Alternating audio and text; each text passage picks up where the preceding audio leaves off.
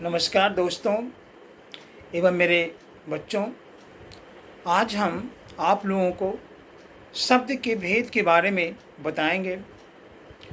शब्द को किन आधारों पर विभक्त किया गया है वो मैंने आपको पिछले वीडियो में बता दिया है, जिसमें से मैंने उत्पत्ति के अनुसार शब्द के कितने भेद हैं वो मैंने आपको बताया। इसके बाद मैंने आपको बताया कि रचना के अनुसार शब्द के कितने भेद हैं। आज हम आप लोगों को रचना के अनुसार शब्द के कितने भेद हैं उसके बारे में चर्चा करेंगे। रचना के अनुसार शब्द के 3 भेद हैं: रूढ़ शब्द, यौगिक शब्द और योग रूढ़ शब्द। इसे बहुत अच्छे तरीके से आप लोग समझिएगा, याद रखिएगा कि जो 3 शब्द हैं, रचना के अनुसार जो शब्द के 3 भेद हैं, इसे थोड़ा अच्छे तरीके से समझिएगा, क्योंकि अक्सर हम बच्चे इसमें गलती कर देते हैं। लेकिन आज हम आप लोगों को गलती न करने की वह अचूक दवा आपको हम बताने जा रहे हैं। इससे आपको कभी भी गलतियां नहीं होगी। पहला आपका है रूढ़ शब्द। वैसे शब्द जिसके खंड का अर्थ नहीं निकलता हो उसे रूढ़ शब्द कहते हैं। वैसे शब्द जिसके खंड करने पर उसका अर्थ ना निकले वह रूढ़ शब्द कहलाता है। जैसे जल। जल को आप खंड कीजिए, ज घन ल, इसका कोई अर्थ नहीं निकलता। पुस्तक। पुस्तक का खंड कीजिए, इसका कोई अर्थ नहीं निकलता। तो जिसके खंड का अर्थ ना निकले वह रूढ़ शब्द हो गया। सबसे आसान तरीका है कि जिस शब्द के खंड करने पर उसके खंड का अर्थ नहीं निकलता हो, रूढ़ शब्द हो गया। अब दूसरे भेद की तरफ हम लोग चलते हैं। दूसरा है यौगिक। यौगिक शब्द किसे कहते हैं? ध्यान रखिएगा, वे शब्द जिसके खंड करने पर प्रत्येक खंड का अर्थ निकलता हो। जिसके खंड करने पर प्रत्येक खंड का अर्थ निकलता हो, इसके साथ साथ प्रत्येक खंड के अर्थ से मिलता जुलता अर्थ होता हो। प्रत्येक खंड का जो अर्थ है उसी अर्थ के अनुसार मिलता जुलता अर्थ शब्द का भी हो, तो वह यौगिक शब्द कहलाता है। जैसे आप देखिए, उदाहरण देखिए, शिव घन आलय। शिव का मतलब शंकर, आलय मीन्स घर, शंकर का घर यानी शिवालय। तो इसके दोनों खंड का जो अर्थ होता है वही अर्थ शिवालय का होता है। तो आपने क्या देखा, रूढ़ शब्द में शब्द के खंड करने पर उसके अर्थ नहीं निकले। लेकिन यौगिक शब्द में हम क्या देखें कि शब्द के खंड करने पर शब्द का अर्थ निकलता है। इसके साथ साथ अर्थ जो है, जो खंड से मिलते जुलते अर्थ के बराबर होता है, उसके अर्थ में किसी भी तरह की कोई परिवर्तन नहीं होता है, इसलिए वह यौगिक शब्द कहलाया। अब तीसरा आप देखिए, वह है योग रूढ़ शब्द। इसे थोड़ा बढ़िया से समझिएगा। अब शब्द से ही मतलब समझ गए होंगे। योग रूढ़ यानी जिसमें यौगिक भी हो और जिसमें रूढ़ भी हो, दोनों शब्दों का समावेश हो, वह योग रूढ़ कहलाता है। पहले इसकी परिभाषा की तरफ हम लोग ध्यान देंगे।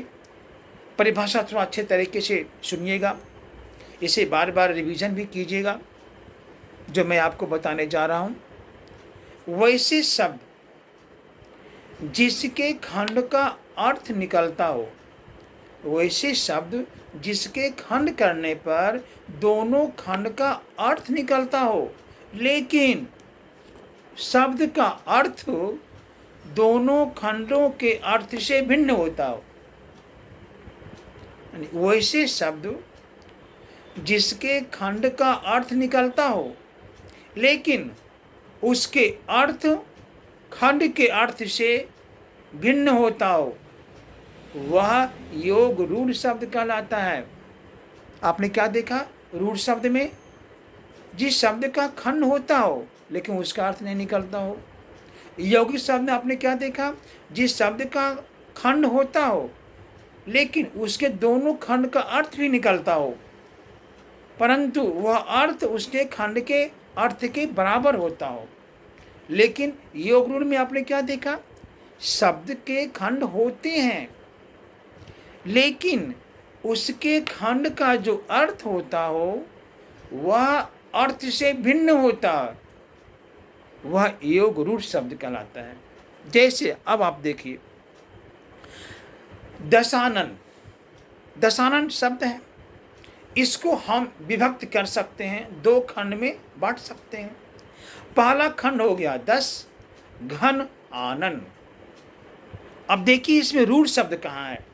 यदि हम 10 को खंडित करेंगे तो उस 10 को खंडित करने के बाद कोई अर्थ नहीं निकलता है, तो वह रूढ़ शब्द हो गया।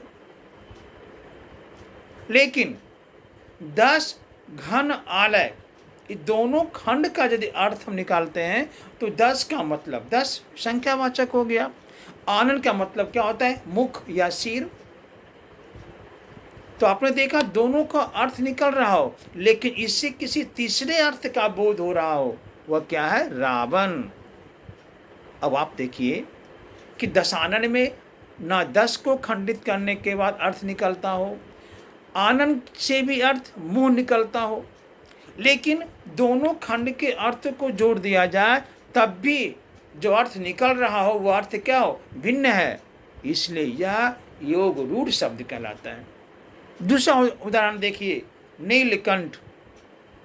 तीसरा देखिए, चंद्रमुखी। ये सब जो सारे जो शब्द हैं ये योग रूढ़ शब्द हैं, क्योंकि इसके खंड का जो अर्थ है वह निकलने वाले अर्थ जो भिन्न होता है, खंड के अर्थ से निकलने वाले अर्थ भिन्न होता है, इसलिए यह योग रूढ़ शब्द हो गया। तो आपने समझ गए होंगे कि रचना के अनुसार शब्द के 3 भेद हैं। तीनों शब्द की पहचान मैंने आपको बता दिया। रूढ़ शब्द की पहचान, खंड करने के बाद अर्थ ना निकले। योगी शब्द की पहचान, खंड करने के बाद अर्थ निकले लेकिन खंड के समानांतर अर्थ निकले। योग रूढ़ शब्द क्या हुआ कि दोनों शब्द के खंड का अर्थ निकले लेकिन दोनों खंड के अर्थ से उसका अर्थ भिन्न हो, यानी कोई दूसरा अर्थ निकले, वह योग रूढ़ शब्द कहलाता है। अब आगे एक शब्द बच रहा है, मैं आपको इसी वीडियो में बता देना चाहता हूँ। अर्थ के अनुसार शब्द के भेद। अर्थ के अनुसार शब्द के 2 भेद होते हैं। पहला भेद सार्थक शब्द, दूसरा निरर्थक शब्द। तो सार्थक शब्द आप अर्थ से ही समझ गए होंगे, यानी शब्द से ही समझ गए होंगे कि सार्थक शब्द का मतलब क्या होता है भाई। तो जिस शब्द का कोई अर्थ हो सार्थक शब्द कहलाता है। निरर्थक, जिस शब्द का कोई अर्थ नहीं हो। इसलिए हिंदी साहित्य में निरर्थक शब्द का कहीं स्थान नहीं है। हम लोग सार्थक शब्द के बारे में ही पढ़ते हैं, लिखते हैं, बोलते हैं, क्योंकि यदि हम सार्थक शब्द का प्रयोग करते हैं तो हमारी भाषा सुसभ्य भाषा कहलाती है। हमें भाषा की निपुणता के बारे में जानकारी मिल जाती है।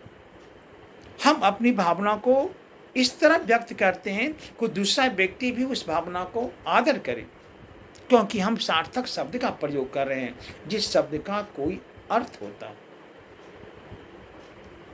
मेरे दोस्तों एवं हमारे विद्यार्थी ध्यान से सुनेंगे, सार्थक शब्द के भी भेद होते हैं। कहीं कहीं 4 मिलते हैं, कहीं कहीं 5 मिलते हैं। हम लोग 5 के बारे में पढ़ लेंगे।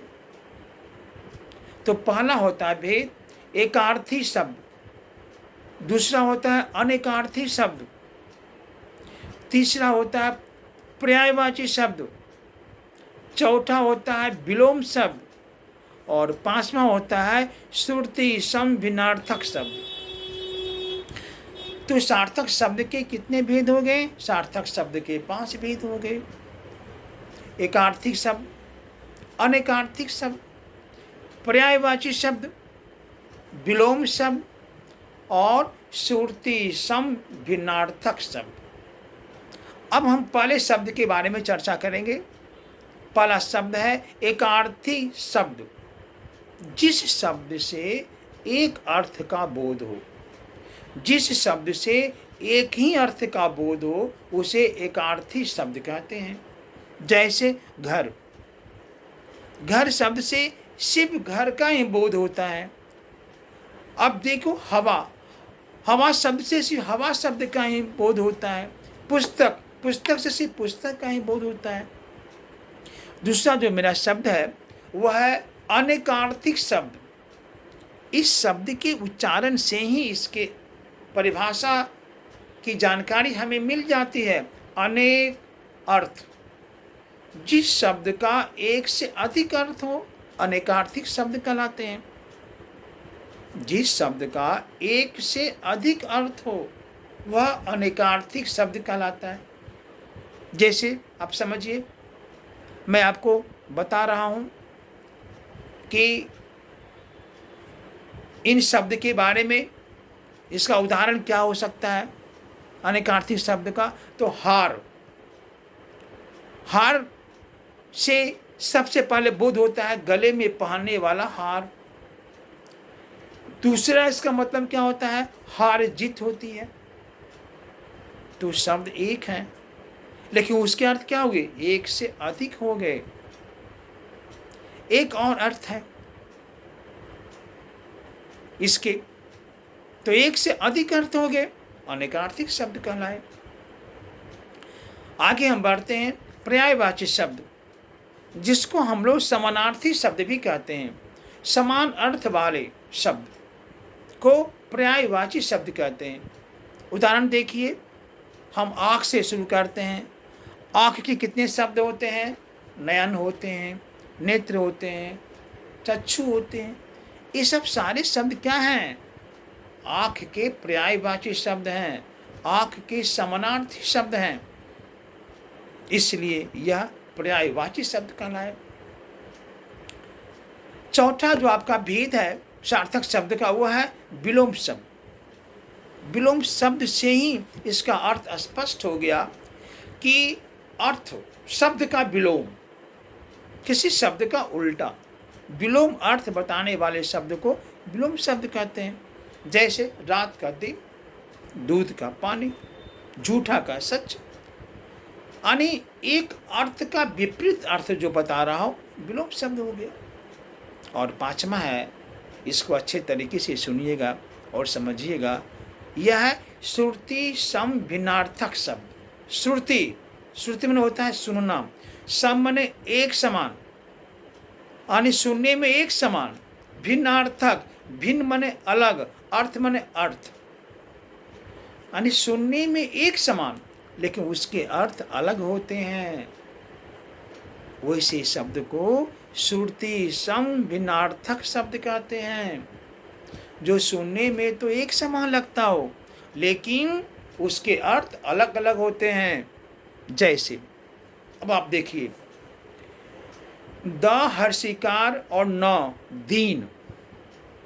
एक दिन का मतलब दिन जो रात दिन होता है वो दिन हो गया, और द दीर्घिकार और न दिन, दोनों का उच्चारण बराबर है, सुनने में एक समान लग रहे हैं लेकिन देखिए इसका अर्थ में कितना बदलाव हो गया। द दीर्घिकार न का मतलब होता है दीन, दुखी, गरीब, लेकिन द हर्षिकार दी और न का मतलब होता है दीन। तो आप समझ गए होंगे कि सुनने में एक समान लग रहा है लेकिन इसके अर्थ क्या हो गए? सीधे अलग हो गए। जैसे आप देखो, प दीर्घिकार त आकार पीता, पिता माने दूध पीता है, पानी पीता है। अब दूसरा शब्द देखिए, प हर्षिकार पी और त आकार पिता।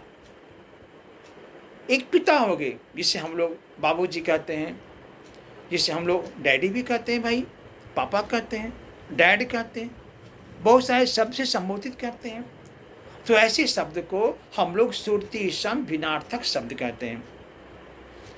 बच्चों थोड़ा मन लगाकर पढ़िए, और कहीं भी किसी भी तरह का कोई दिक्कत हो तो आग्रह है आप कमेंट पर ज़रूर लिखिए, और हमारे मनोबल को बढ़ाने के लिए हमारे चैनल को सब्सक्राइब कीजिए, लाइक कीजिए। जितना आप लोगों का सहयोग होगा, हमारी हिम्मत उतनी दुगनी हिम्मत से हम आपको अच्छी अच्छी बातों की जानकारी देंगे। आज शब्द के पूरे भेद के बारे में आपको मैंने बता दिया। दूसरे वीडियो में हम पद के बारे में बताएंगे, शब्द और पद में क्या अंतर होता हो। इसके बाद क्रमशः हम शुरू कर रहे हैं, सबसे महत्वपूर्ण चीज़ है वो है समास, जो हम समास बताने जा रहे हैं। उसको आप लोग अच्छे तरीके से पढ़िएगा। शुभ रात्रि।